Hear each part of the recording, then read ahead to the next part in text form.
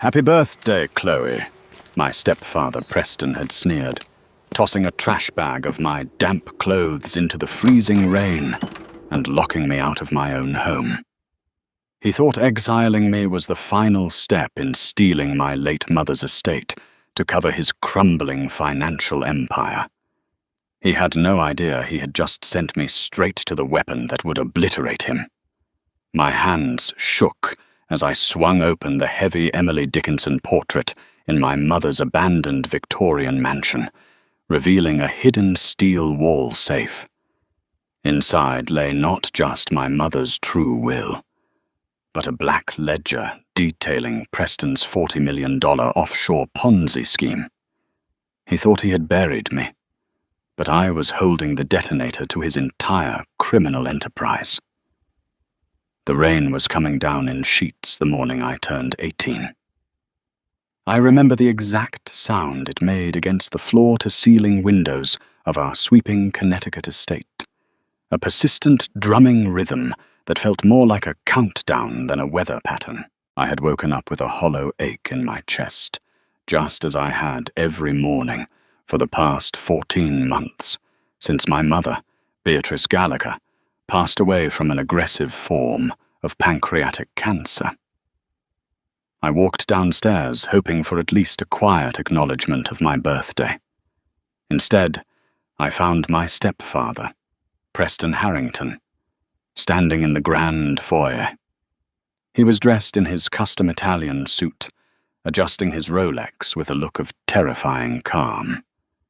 At his feet sat a single, heavy-duty black trash bag. "Happy birthday, Chloe," he said, his voice as smooth and cold as the marble floor beneath us.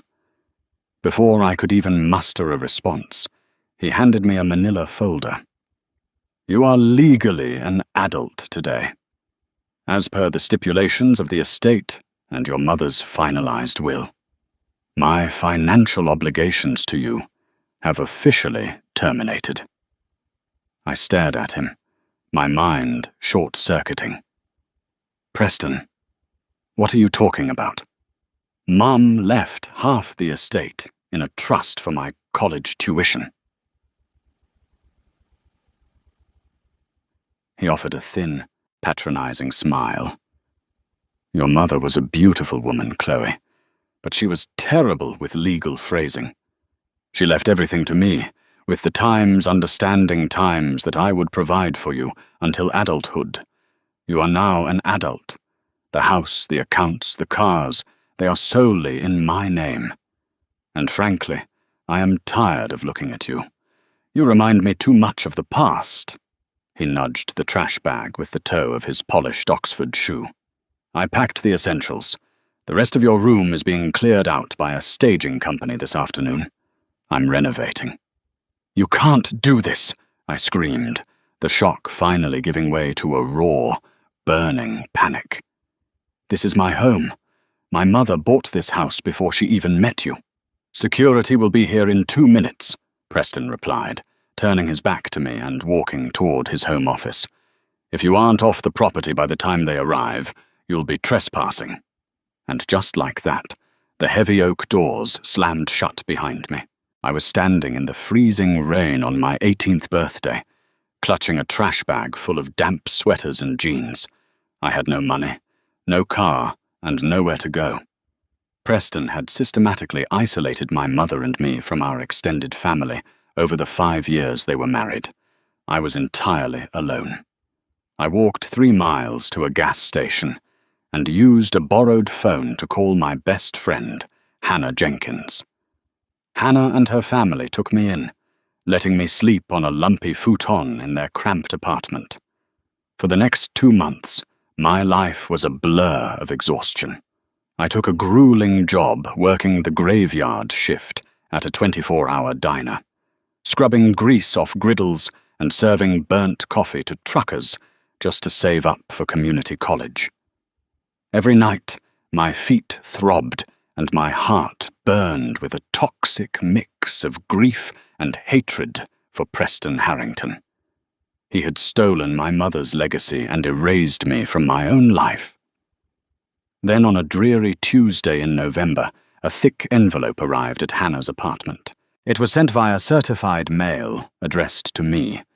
The return address belonged to a law firm in Manhattan, Abernathy and Croft, attorneys at law. My hands trembled as I tore it open. Inside was a heavy antique brass key and a typed letter on thick cream-colored stationery. It was signed by a retired attorney named Winston Abernathy. Is greater than dear Chloe. Is greater than if you are reading this, you have turned 18, and I have fulfilled my final promise to your mother, Beatrice.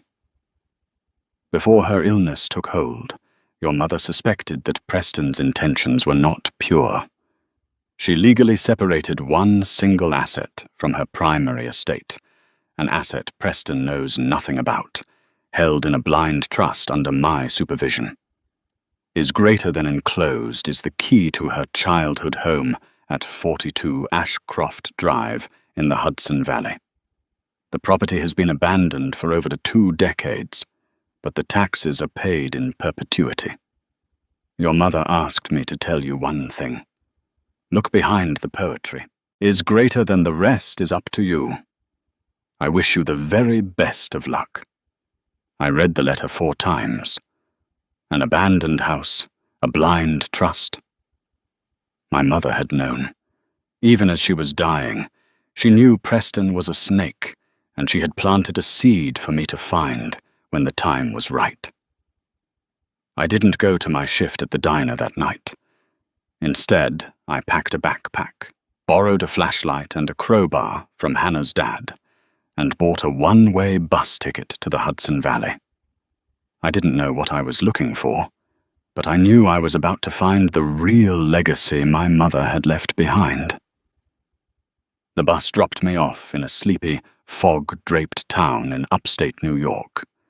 From there, I hiked 2 miles down winding, leaf-strewn back roads until I found it. 42 Ashcroft Drive. The property was hidden behind a massive, rusted, wrought-iron gate entirely swallowed by aggressive ivy. I pushed the heavy gate, wincing as it groaned on its ancient hinges. As I walked up the cracked gravel driveway, the house came into view. It was a sprawling 3-story Victorian mansion, its slate roof sagging in places, windows boarded up like blinded eyes, paint peeled from the wooden siding in long greyish strips. It looked like a mausoleum, a relic of a forgotten era, perfectly preserved in decay. I climbed the rotting steps of the wraparound porch, my heart hammering against my ribs. I slid the heavy brass key into the front door's tarnished lock. It stuck for a moment, resisting, before giving way with a loud, satisfying Times click. I pushed the door open. The air inside was freezing, smelling of dust, damp wood, and old paper. I flicked on my flashlight, the bright beam cutting through the gloom. The interior was breathtakingly eerie. Furniture was draped in white sheets like ghosts waiting in the parlor. A grand staircase swept up to the 2nd floor, blanketed in a thick layer of untouched dust. Look behind the poetry. The cryptic phrase from Winston Abernathy's letter echoed in my mind. If my mother had hidden something behind poetry, there was only one logical place to start: the library. I moved cautiously through the silent house, the floorboards groaning under my boots. I found the library at the end of the main hallway. It was a magnificent octagonal room, with floor-to-ceiling mahogany bookshelves that were still packed with thousands of decaying leather-bound volumes.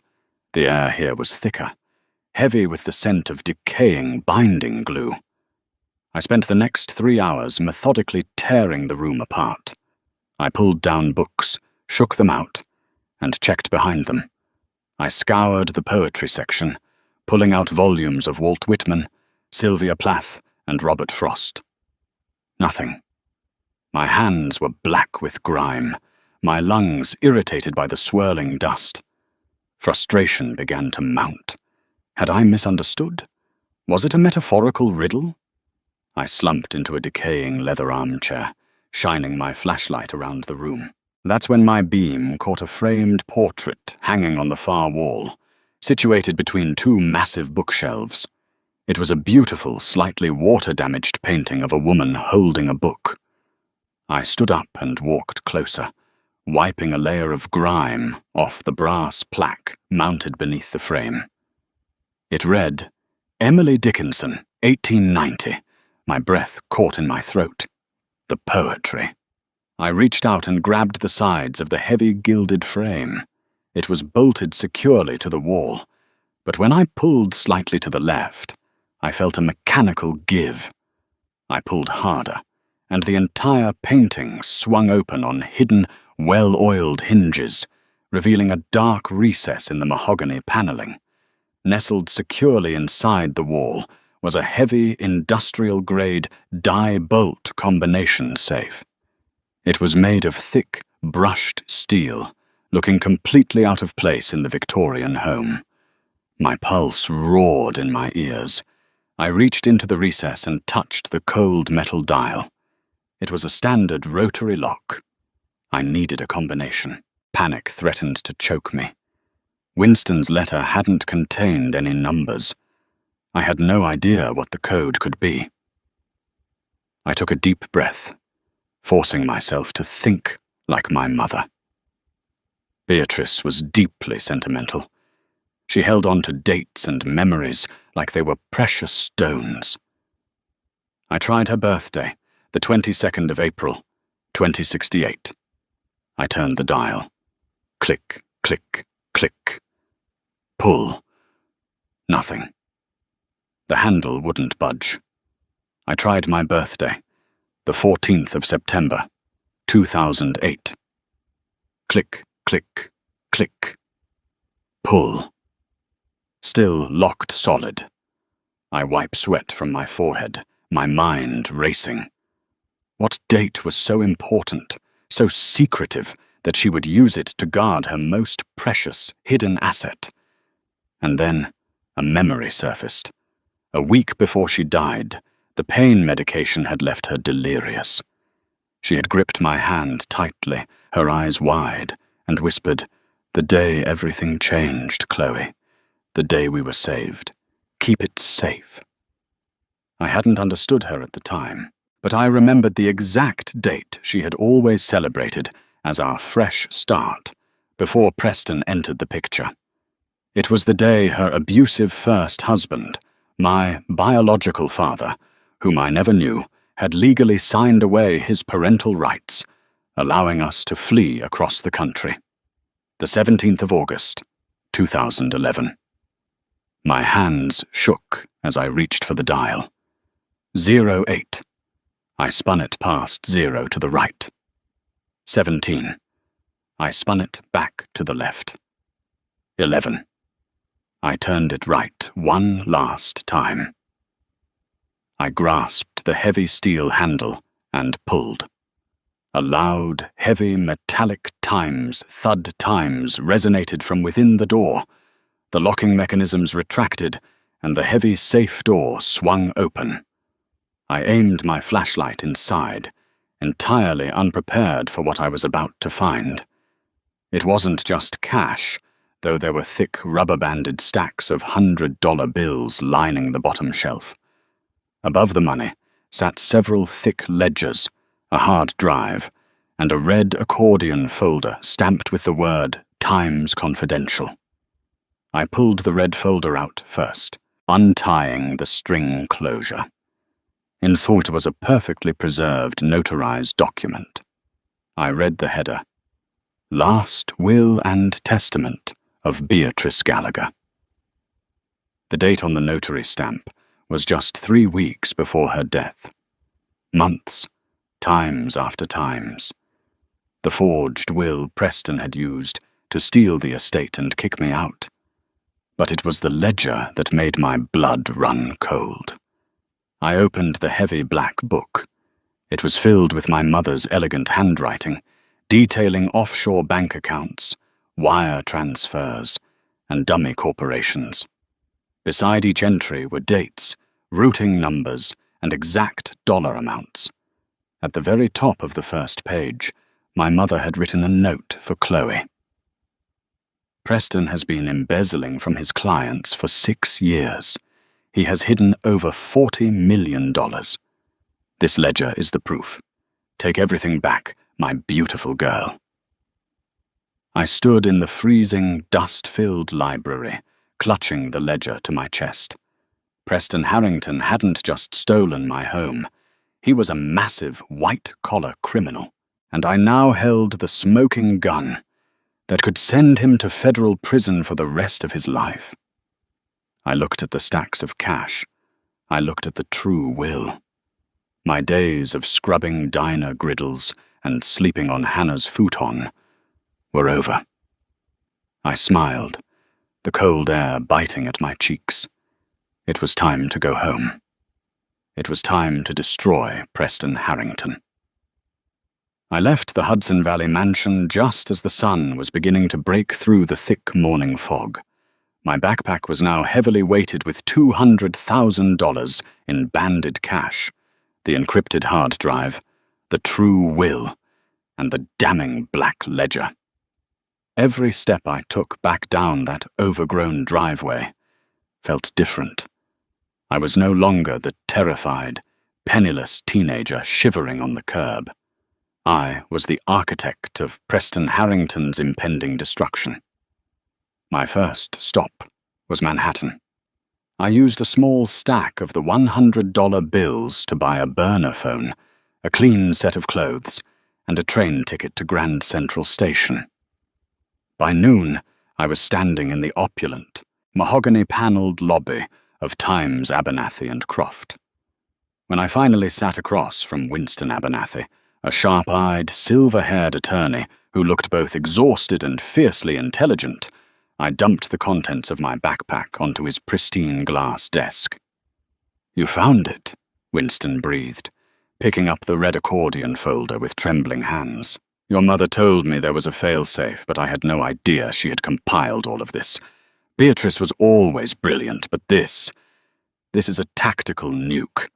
I want him ruined, Winston," I said, my voice steady and cold. "I don't just want my house back. I want him to lose his freedom, his reputation, and every single cent he stole. Can we do that?" Winston adjusted his wire-rimmed glasses and opened the ledger. As his eyes scanned the pages, a predatory smile spread across his face. "Chloe, my dear, we aren't just going to ruin him. We are going to obliterate him." For the next 3 days, Winston's office transformed into a war room. We brought in a trusted digital forensics expert, a man named Jasper, to crack the encrypted hard drive my mother had hidden. What we found on that drive made the ledger look like child's play. Preston Harrington wasn't just a greedy opportunist. He was running a highly sophisticated, multi-million-dollar Ponzi scheme. He had been targeting vulnerable, high-net-worth widows, women exactly like my mother. Here is exactly what Preston had been doing. The shell game. He established 3 dummy corporations in the Cayman Islands under the name Times Apex Holdings. Asset bleeding. He would take over the financial portfolios of grieving widows, promising aggressive growth. But instead, he wired their principal investments directly into his offshore accounts. The cover-up. He used the stolen funds to pay off early investors, printing falsified quarterly statements to make it look like their portfolios were thriving. The estate fraud. When my mother became terminally ill, he forged her signature on a revised will, bribed a corrupt notary to stamp it, and expedited the probate process to seize our Connecticut estate before his liquidity dried up. "He's actually completely broke on paper," Jasper explained, tapping his computer screen. "He's been bleeding cash for months to keep the SEC off his back. That's why he kicked you out and brought in a staging company on your birthday. He's trying to quietly liquidate your mother's estate to a commercial developer to cover a $10 million shortfall in his fund. My blood boiled. He was going to bulldoze my childhood home to hide his crimes. Winston picked up his desk phone. It's time to bring in the heavy artillery. I have a contact